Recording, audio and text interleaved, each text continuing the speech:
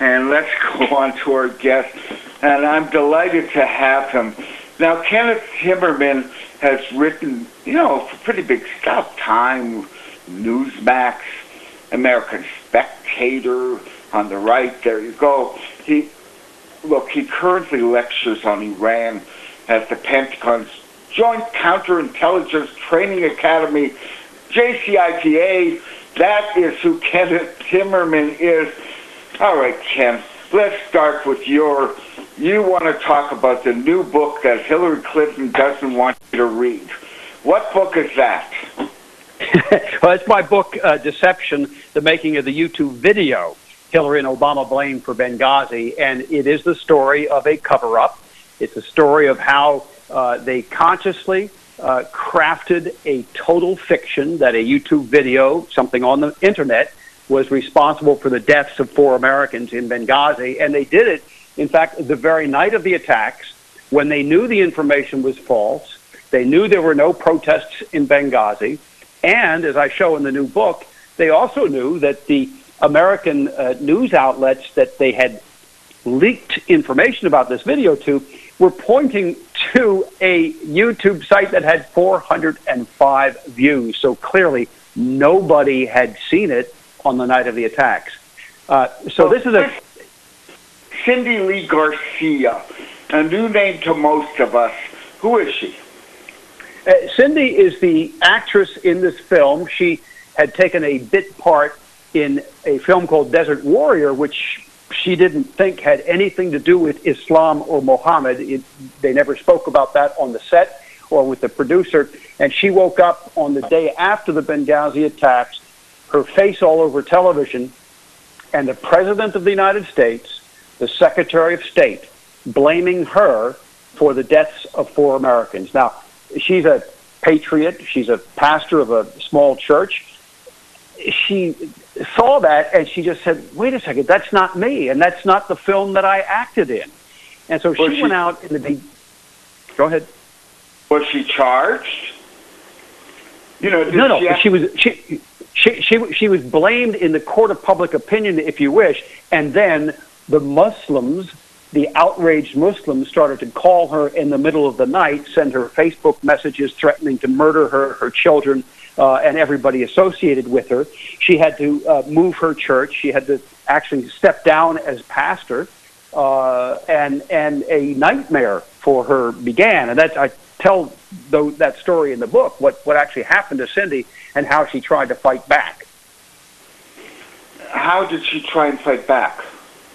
Well, so initially, she went to Google, which owns YouTube, and she said, look, this video, Innocence of Muslims, was fake. I mean, it was dubbed. I was not acting in that movie. They put other words in my mouth, and my life is being threatened as a result of this.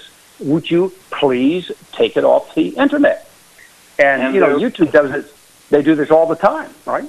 They take videos off the internet all the time. And they responded to her, no, we won't take it down. She and the pro bono attorney, Chris Armenta, who's a character in this book as well, and I tell her story too, they couldn't believe it. And so ultimately they had to file a lawsuit against Google, and Google fought against them for 2.5 years, essentially keeping this YouTube video that Hillary and Obama blamed for all this violence in the Middle East alive and well on the internet so they could continue to blame it. And by the way, Hillary Clinton blamed it again just this Sunday. She actually, how did she blame it this Sunday? She was on Fox News.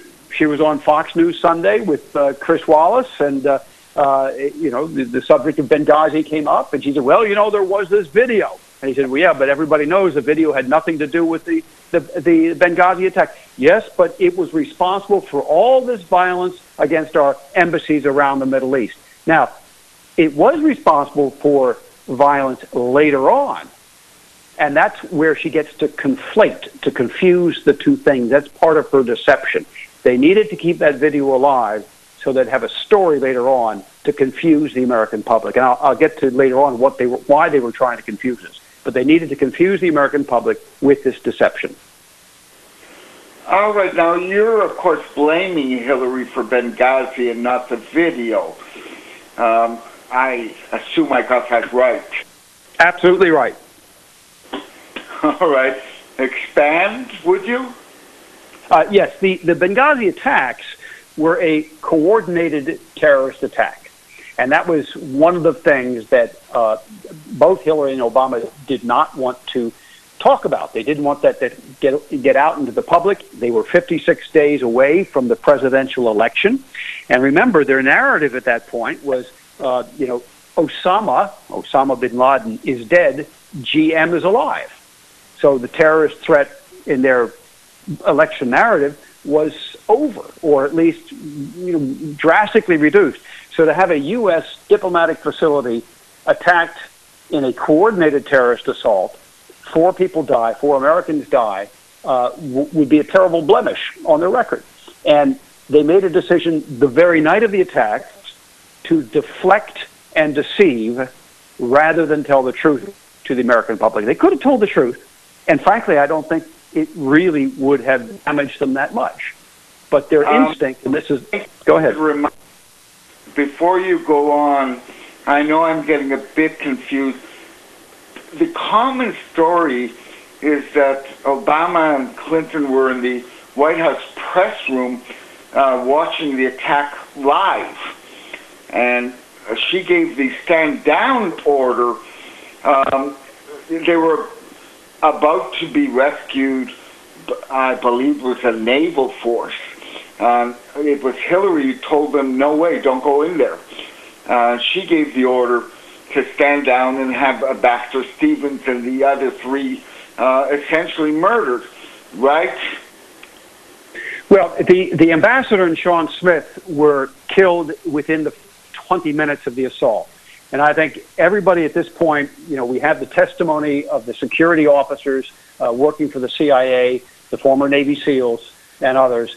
I think everybody agrees that there was really nothing that they could do once the stand-down order was given by the CIA chief of base. That was the first. There were 2 stand-down orders that night. The first one, right away, was given by the chief of base, who said, don't go. You're not the first responders. You, in other words, the CIA security guards, you are the last resort.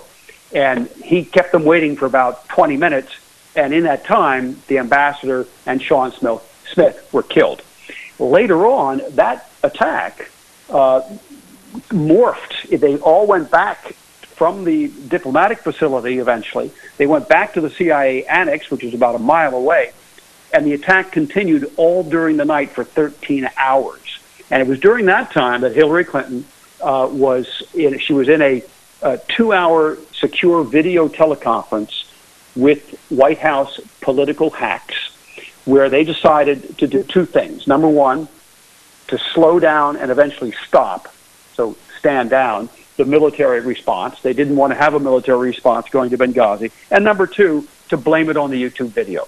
So those 2 decisions were made in that meeting between Secretary Clinton and the senior White House staff, not the president, because he'd kind of checked out. He was going the next day to Las Vegas. He had a fundraiser. He didn't care.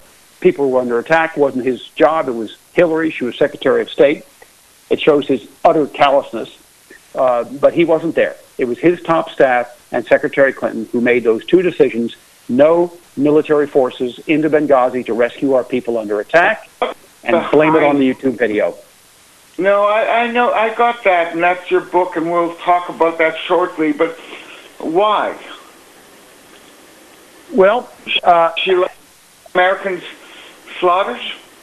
She. I think they were worried about the political fallout for sure, and they were very afraid as you go through the diplomatic correspondence and the emails, and I go through that in the book. It's now come out. It's taken years to get this out onto the record, but you find that they were for example, they had a Marine fast platoon who was supposed to go there. The Marines are set up to help a beleaguered embassy that is under attack.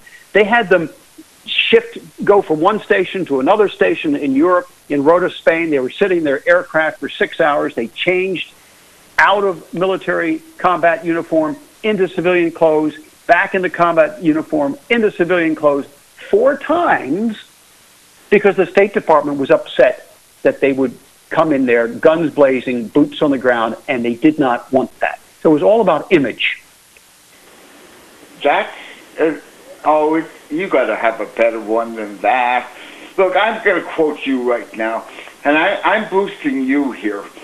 It wasn't just about image. According to Hillary, it was to promote Hillary Clinton's diabolical vision for America under Islamic law. Good. That's your quote. Now, take it from there, will you? Well, that's about the YouTube video, okay? So Hillary was intent, and she worked with the Turks, she worked with the Saudis to impose Islamic Sharia blasphemy laws in this country. And one of the reasons that they chose to fixate on the YouTube video and to blame it was because it was about the life of Muhammad. And in fact, as you find out when you actually look at this video and you look at the script for it, it takes authentic passages from the life of Muhammad. It turns them into derision, okay? It does that, but it's real, and it's out of the Quran, it's out of the Surah, out of this and out of the Hadith, okay? It's authentic passages in the life of Muhammad, and they don't want you to see that. So Muhammad marries a 7-year-old girl and consummates the marriage at the age of 9. Was she cute? Well, that we don't. The texts don't tell us. But, yeah, okay. But this is a scene in the movie, and by the way, that's a scene that Cindy Garcia played in. Okay, she was the mother of this 7-year-old girl in the movie, and she didn't understand it because she didn't know anything about Islam. And Hillary Clinton worked with the Saudis and the Turks and the Organization of Islamic Cooperation to get the UN General Assembly to pass a resolution, 1618, to impose these blasphemy laws here in the United States, making it forbidden for somebody like this filmmaker, Basli Nakula, to make a film that Muslims might find offensive. No standards, they might find it offensive. Therefore, it's illegal. How Clinton fit into this? Into the UN resolution? Into this scenario, blasphemy has to be censored. Where is she in this? Well, she was actively supporting this at the UN. She was working with the Saudi foreign minister, with the Turkish prime minister. She went to meeting after meeting with them, very public meetings, okay? It was called the Istanbul process. So she was, I don't want to say she was driving this. They were driving it, but among the Western powers, she was the most responsive Western leader to back these efforts to have Islamic Sharia blasphemy laws imposed on our free speech here in America and other Western countries. How do you think look, if you're Syrian, you got Americans bombing the hell out of you right now. Where did this come from? well, interestingly enough, interestingly enough, the Obama administration in 2012 supported a Sunni extremist enclave in Syria, and Hillary supported that along with the Saudis and with the Turks. And they understood, and there's a DIA document that proves this, they understood that it would be controlled by Al-Qaeda, and they didn't care. And this is one of the real scandals of Benghazi, is that they used Benghazi as a conduit for weapons to go to these Islamist terrorists in Syria, and they didn't want the public to find out about it, so they had to cover it up. They covered it up with the video. Gloss over this one. This is a major claim of yours right now. You're saying Benghazi was an actual active center of arms smuggling to Syria. Correct. Absolutely right. And they did They did not want that to become public. And once the attack, which they called a demonstration that became an attack, but once the attack became public and 4 people died, they desperately had to draw our attention away from what was actually happening in Benghazi. So they invented this fiction of the video. And they said, oh, you stupid Americans, focus here on my right hand, focus on this YouTube video. That's what was really happening. That's what was behind this violence. It was the YouTube video. Don't look over here at my left hand where I'm selling weapons or shipping weapons to terrorists. Oh, these are claims now, okay. This is in your book? Oh, yeah, all this is in my book. This is the deception. It was a deception operation. Hillary and Obama wanted us to focus on the YouTube video and not look at what was actually happening in Benghazi. Oh, Ken, you got to plug your book now. Now we've got some reason to entice listeners to get it. How do you get it? Well, easiest thing, go to Amazon.com or go to my website, Ken Timmerman, Timmerman, KenTimmerman.com, and there's a direct link that takes you to Amazon. There's a 50-second video trailer with the family members of the fallen in Benghazi, and they tell you how Hillary lied to them. All right, now I'm going to start easier on the next half hour. We're going to go a little slower. We're, by the way, doing well. I want you to know that. Our best points are coming out now. We have to do this point by point. You've got to start about the annex security contractor. And well, you tell us, how did the annex security contractor expose Clinton's stand-down order? Well, the security contractors, and we see part of this in their movie, 13 Hours, they were, look, these guys run to the gun. That's what they're trained to do. Some of them were former Navy SEALs, others were former Marines. One guy was a U.S. Army Ranger, Chris Peranto. Their job, their training is run to the gun. So when they heard attack, they were getting radio reports from the building, but they could see it. It was just a mile away. It was night, so they could see the tracer fire. Okay, and they could hear the explosions. They said, my God, we got to get going. These guys are going to die. And they got their gear together, they got their weapons, they packed their cars, and then they were there in the internal courtyard of the CIA compound, ready to go. And there's the CIA chief of base with their team leader on the phone.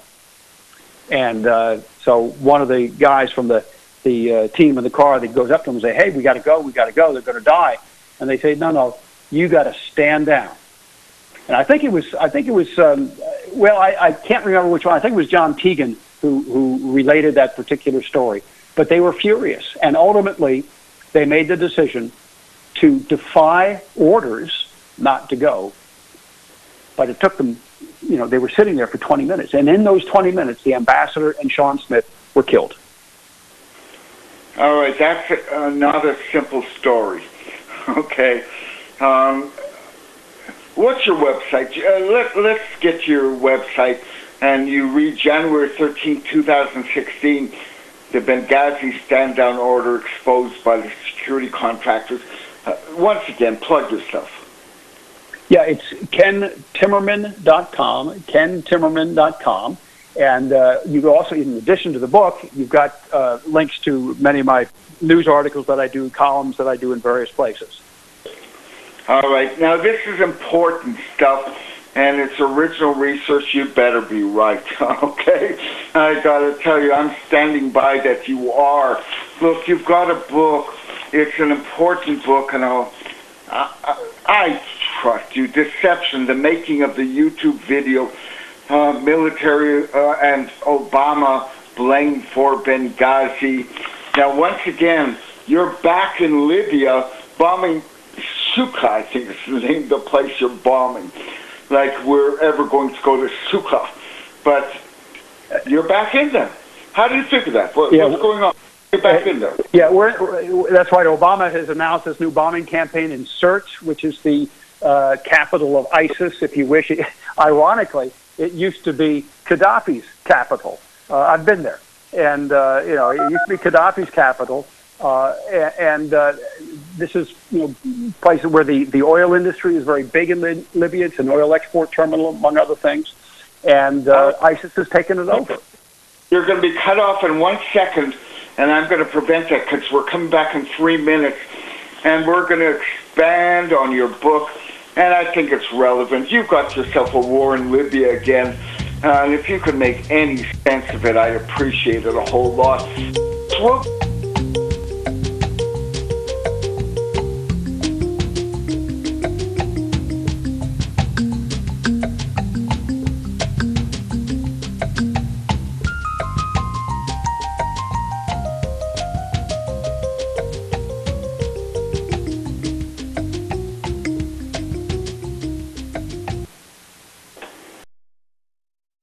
Since the beginning of time, kings have sought it, nations have fought for it. It has been traded, it has been borrowed, it has been purchased, it has been stolen. There's a reason for it. To secure the blessings of liberty to ourselves and to our posterity. Invest with the security of gold and silver.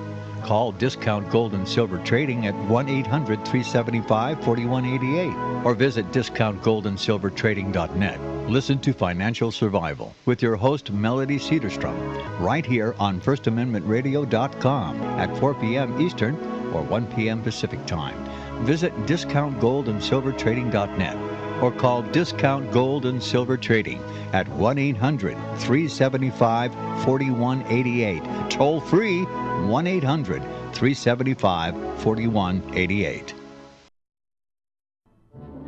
The book of Revelation says, the spirit of prophecy is the testimony of Jesus Christ. This is at the very heart of FirstAmendmentRadio.com. In that spirit, we have created the Prophecy Reality News app for all of your mobile devices, streaming First Amendment Radio 24 hours a day, 7 days a week. Available for your Apple, Android device, and smartphone, absolutely free. Get the Prophecy Reality News app installed today, so you can listen to First Amendment Radio wherever you are. The Prophecy Reality News app. Get it now. Visit crosstheborder.org, CROSS, crosstheborder.org, to get your print, EPUB, or PDF version of the book, The Rapture Will Be Canceled. That's crosstheborder.org. I know you all want answers, and believe me, so do I, and I'll do my best to get them. Despite Nicolas Cage's promise to do his best to get left behind rapture answers for us, don't hold your breath. Not everyone believes Left Behind is true prophecy. Some may even regard as conspiratorial the mainstream re-release of the Left Behind movie with actor Nicolas Cage portraying the main character as an attempt to further reinforce in the minds of all this perception of false prophecy in order to condition the masses for the play about to begin. If you want true Bible prophecy answers, get the book, The Rapture Will Be Canceled. The author exposes the Latin rapture origin, the 7-year tribulation deception, true Bible revelation of Daniel's 70 weeks, the abomination of desolation, the restrainer, America in the Revelation, the image of the beast and the mark of the beast, and the truth about God's chosen people, and so much more about Bible prophecy. This book will shatter the left behind paradigm of future events. Get the book, The Rapture Will Be Canceled. Visit crosstheborder.org, CROSS, crosstheborder.org, to get your print, EPUB, or PDF version of the book, The Rapture Will Be Canceled. That's crosstheborder.org.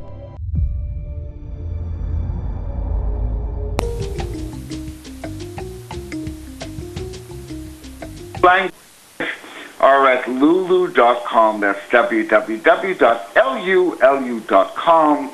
There's a search box right in my last name, Chamish. Chamish. that'll get you to my books. And folks, I think you will find they're contemporary because I wasn't believed properly. And now they're contemporary because it's all coming true. Oh, and my website is www.barrychamish.com.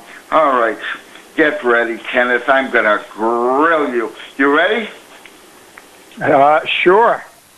All right, the first thing is, you've got an article that Democrats circle wagons around Hillary to prevent Benghazi from coming out. Now, first of all, if I'm not mistaken, now correct me if I'm wrong, isn't there a fallout when your husband is impeached? Don't you have to pay a price for that? Well, it sure doesn't seem so, does it? She's the Democrat nominee. Everyone loves her husband. He's our great impeached president. This guy really likes jobs with Monica, and we want that back again. What on earth? Is anything forgiven?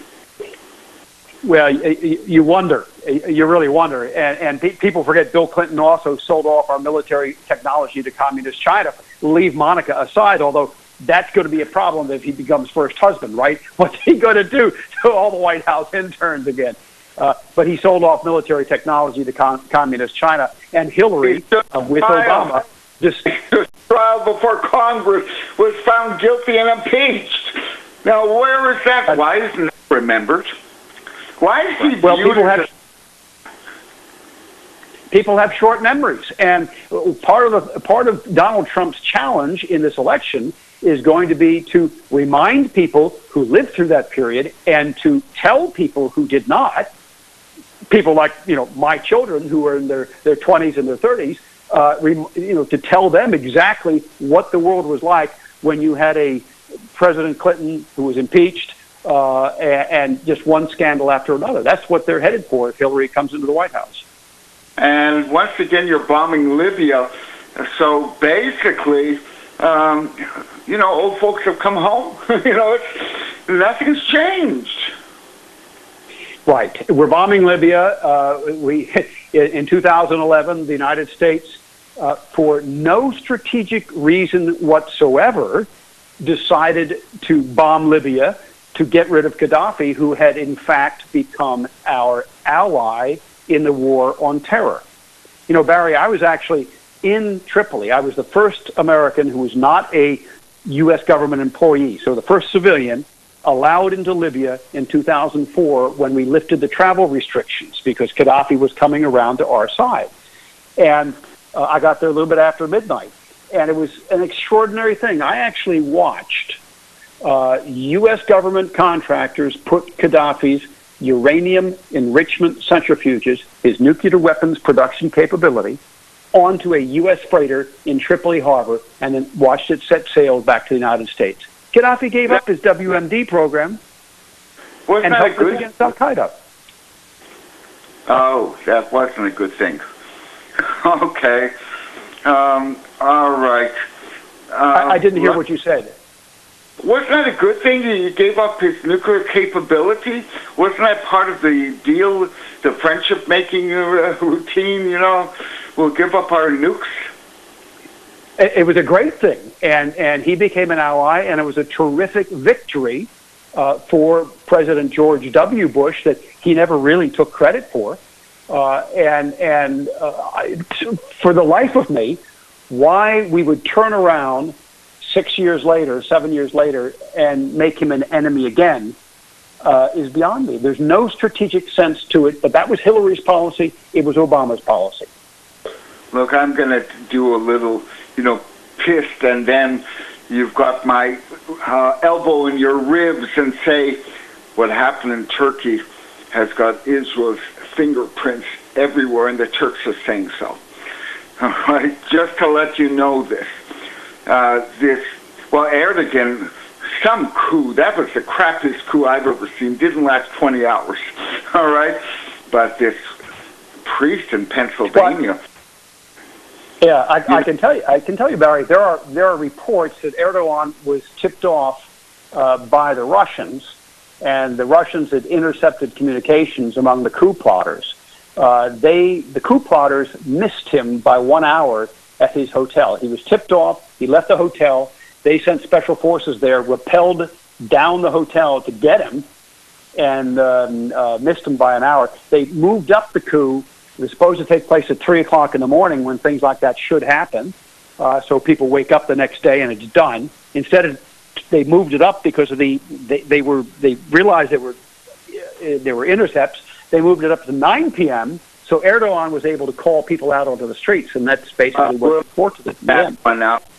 We'll sort that one out, but just realize this preacher in Pennsylvania, his last job, he was the Turkish military attaché to Israel. He made friends, all right? He didn't... Look, when Erdogan is making claims that he was the brains behind it, I listen to him. You're talking about Fethullah Gulen, who's a Muslim cleric. What do you know about him? Yeah. Well, he's a Muslim cleric, and he was not as far as I know, ever a military attaché. It has nothing to do with Israel. He was in the beginning. He was the Turkish military attaché to Israel. Go on the internet and look for yourself. Well, I'm actually there, and I'm looking. He was not. I think you got the wrong guy. Gulen, G-U-L-E-N. G-H-E-R-U-N. However it's spelt, you look at his job portfolio, you'll be in for a surprise. That I guarantee that. I promise you that. All right. You're going to have a very surprising revelation. There's an awful lot of stuff. You think you know everything. Nah, they got you every which way. You don't know anything, and that's the whole. You're talking about a guy named Öztürk, who was the head of the Turkish Air Force and was a former attaché. But that's a different story. But it's not. No, I'm not. The important. I'm not. Okay. The important thing is that Gulen has a network of Islamic schools all around the United States and the world. For many years, he was allied with Erdogan, okay? And then they had a falling out because Gulen was a Turkish Islamist and Erdogan was a Muslim Brotherhood Islamist, the same guys who defeated Gaddafi, the same guys who morphed into Osama bin Laden, the same guys who kicked out Mubarak, and the same guys who tried to take over Syria, and that Obama and Hillary were supporting. And it's been widely noted by the Israeli branch that he's got, look, why can't he just be, I don't know, a contractor? He builds houses or something. You're going to be very, very surprised when you read. It's a mess, and leave it at that. Now I'm gonna, until you look at that and you come begging on your knees and for forgiveness, whatever else, I'm going to. Yeah, I'm looking at the Jewish. I'm actually looking at the Jewish press here article about this, and you're right. There was a former Air Force commander, Akin Öztürk, who was the Turkish military attaché to Israel. I'm reading verbatim between 1996 and 1998, and he's been accused by Erdogan of having been the military leader of the coup and working with the opposition cleric, who I've been talking about, Fethullah Gulen, who is based in Pennsylvania. Thank you. Now, you work on that later on, okay? The reality of our world, don't let them fool you. You've been doing very well not being fooled. Don't let them trip you on this. There's something about that coup that has Israel, well, fingerprints anywhere. Everywhere Israeli fingerprints. That's all I'm going to say, and I'm not saying that as an enemy of Israel.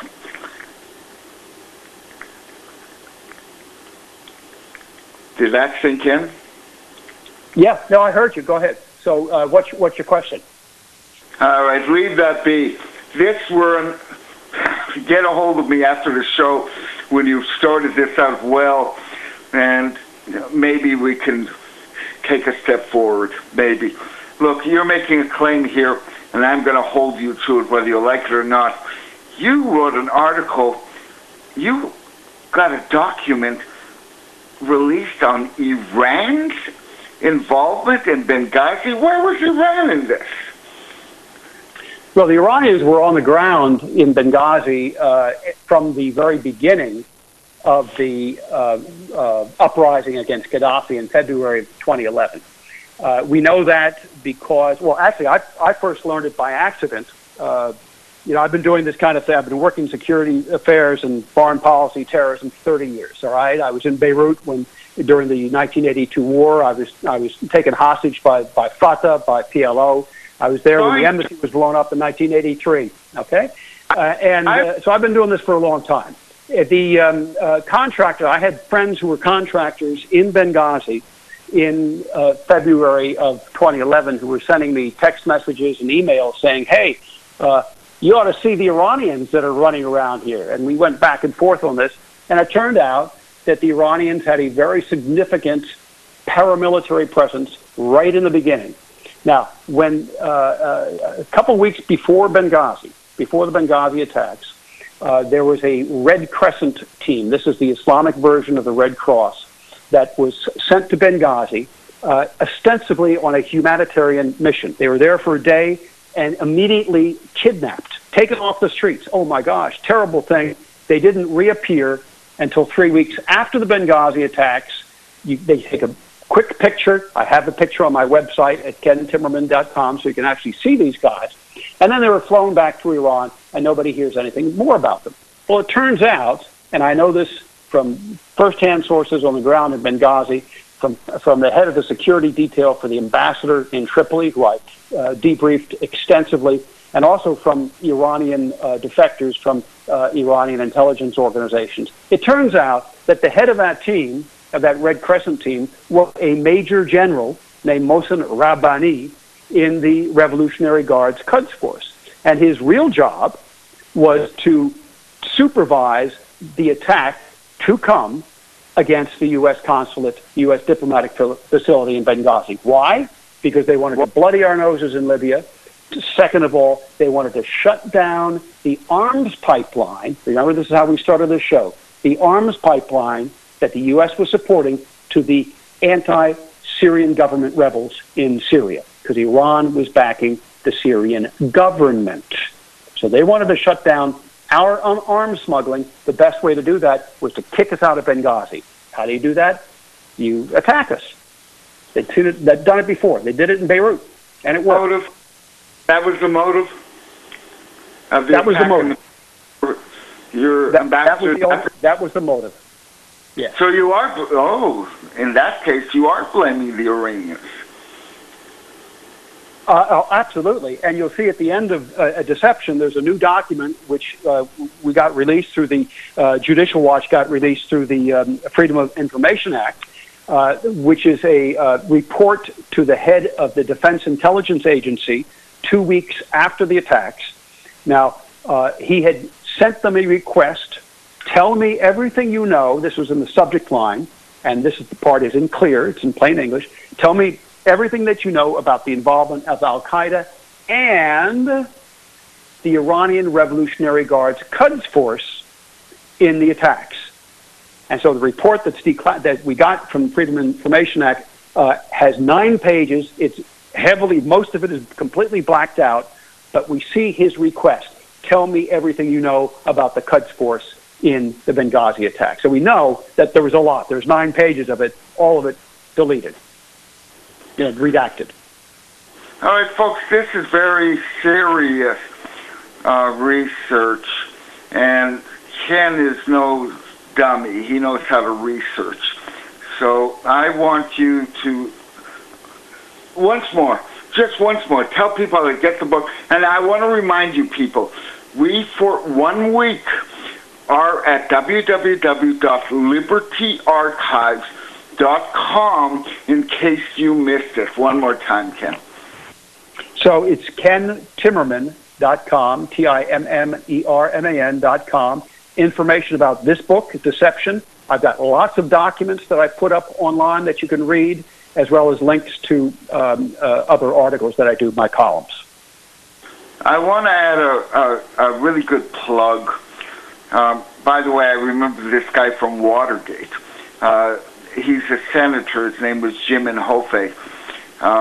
He writes that your research, well, he's saying that Benghazi is up there with Iran-Contra, Watergate as a major, major scandal. But what he's saying is that you exposed the dark underbelly of the scandal. Now, this is really a good plug for you. He goes on to say that Obama is downsizing and degrading our capabilities.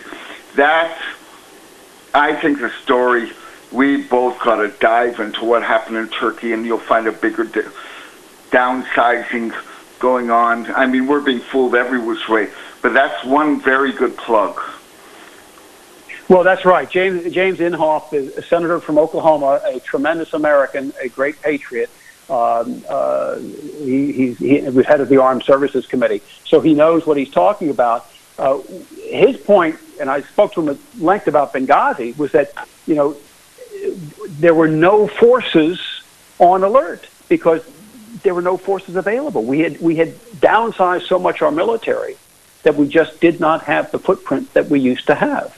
And this is part of the legacy of Obama and Hillary Clinton, is to make America small again, to make America weak again, to make our enemies powerful.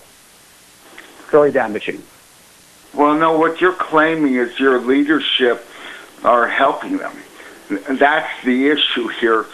You know what your enemy wants, but when you've got infiltration from up high, you're going to get it. Well, we know, and I laid this out in an earlier book, but we know that Obama and Hillary Clinton conscientiously changed U.S. strategy, U.S. policy, as soon as they came into power in January of 2009, away from our traditional allies, such as Israel, such as the UK or France and Germany, to, in the Middle East at least, to the Muslim Brotherhood and initially to Turkey. So the U.S. enabled and helped the Muslim Brotherhood to take over Egypt, to take over Libya, to take over Tunisia, and they were hoping they would take over at least part of Syria. And the Muslim Brotherhood, remember, is this organization which seeks to impose a worldwide Islamic caliphate that imposes Sharia law on all of us. I'm going to return to Turkey briefly. I assume you know the story of why an intelligence website called DEPCO was shut down for 3 months. It exposed the base in northern Jordan run by American Special Forces and Israeli Special Forces. They sent in the first 1,100, trained and armed them, members of ISIS. You know this. They went supposedly to fight Bashar Assad. They went straight to Turkey, came back 50,000 strong into Syria and Iraq, and took over the Middle East. Nothing is what it seems. Right, and there's actually now a declassified, again, Defense Intelligence Agency report from, I believe it was mid-2012, when this was going on, when this training, the initial training was going on, that talked about the agreement amongst the United States, European powers, and Saudi Arabia. I don't believe this particular document spoke about Israel, but it certainly spoke about Saudi Arabia and Jordan and Turkey, and their agreement to set up a radical Sunni enclave in Syria that would be run by Al-Qaeda. At that time, Al-Qaeda. And of course, it later became ISIS. Look, yes, it's certainly a part of it all. But again, if you don't tell the truth, it's amazing what people will believe. And I have to deal with that in Israel. I want that country to survive. I don't think it will if it doesn't open its mouth pretty darn soon. But its own recent history, last 70 years, what you've got in the United States, you've got yourself a first-class world war. I mean, this is spreading every which way. It's pandemic. And it was predictable. What was predictable was once the U.S. shifted to the Muslim Brotherhood, what was predictable was that traditional Arab allies of the United States would collapse. So Mubarak's regime collapsed. They had a 30-year peace agreement with Israel, which held pretty well. Gaddafi, his regime collapsed. They had become a United States ally in recent years, starting in 2003, 2004. Tunisia, which was pretty neutral at that point, wasn't offending anybody, great tourist haven for the Europeans. Tunisia collapsed and became a Muslim Brotherhood stronghold, and it would have gone further.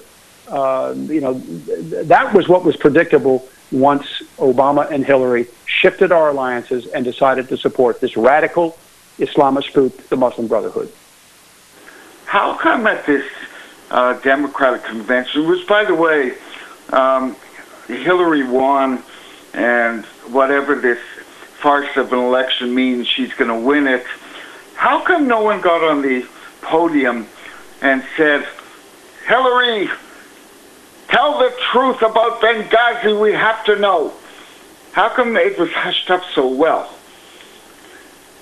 Well, they said that at the Republican convention, but, come on, you don't expect Hillary's allies to ask her to tell the truth about Benghazi. They're trying to cover it up. Doesn't she have people who don't want her impeached husband and her back in power? Is there someone out there, wants a real change?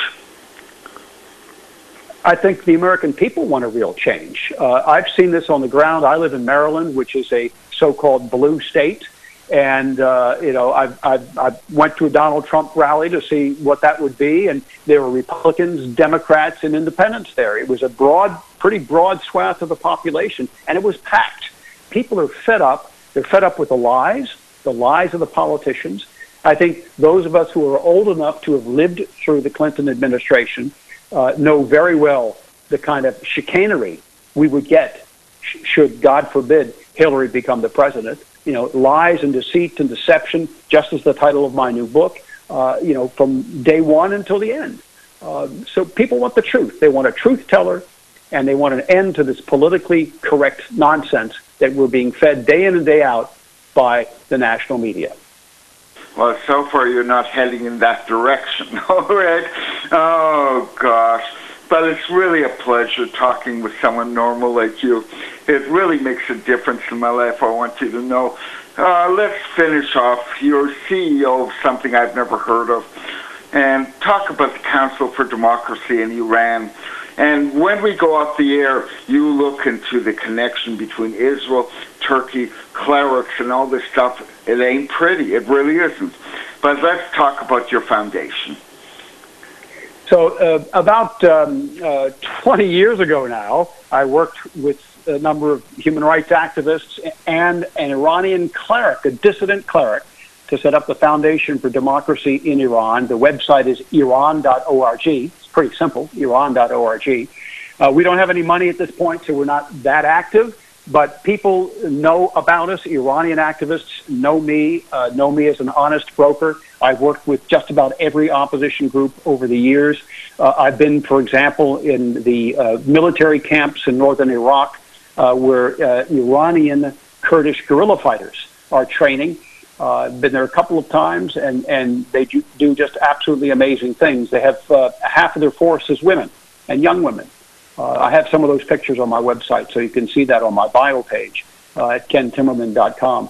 But we believe that the clerical dictatorship in Iran is doomed, but that the people of Iran need some help. I have to interrupt you because those bleeps mean we're finished. But yeah, you were great, and I assure you, my listeners really enjoyed you, and I hope something comes of it. But by the way, I'm beyond hope. that the political system, this country right now, is within boundaries of hope.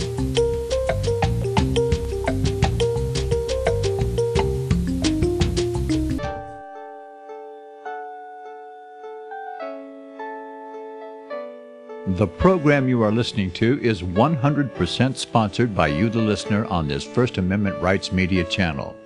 You will notice that there are few commercials on this radio network. There's a good reason for that. Corporate advertising dollars come with strings that limit program content. So without your help, these programs cannot continue on internet or our several affiliates. If you benefit by the educational law programs, we ask you to give. If you are admonished or nurtured by the Bible and ministry programs, we ask you to give. If some voice a cause that you are passionate about, we ask you to give. If you believe in any of these, we ask you to support them as you would a missionary on a continual basis, as if giving a tithe for missionary radio. These programs are not commercially viable and must be supported by those faithful to the cause of truth. Look for the button to sponsor your favorite programs at our listen and schedule pages on the internet. Then, when you subscribe, we will send you the last quarterly MP3 CD of that program immediately, and continue to do so with each new quarter. We will also give you unlimited archive access to all of our programs. We're asking you to give much less than a tithe, so that you may also send support directly to a particular program host, cause, and anywhere else the Spirit may lead you. Do all to the glory of our God and Creator, for His holy nation, the only kingdom that will last forever. Thank you for listening.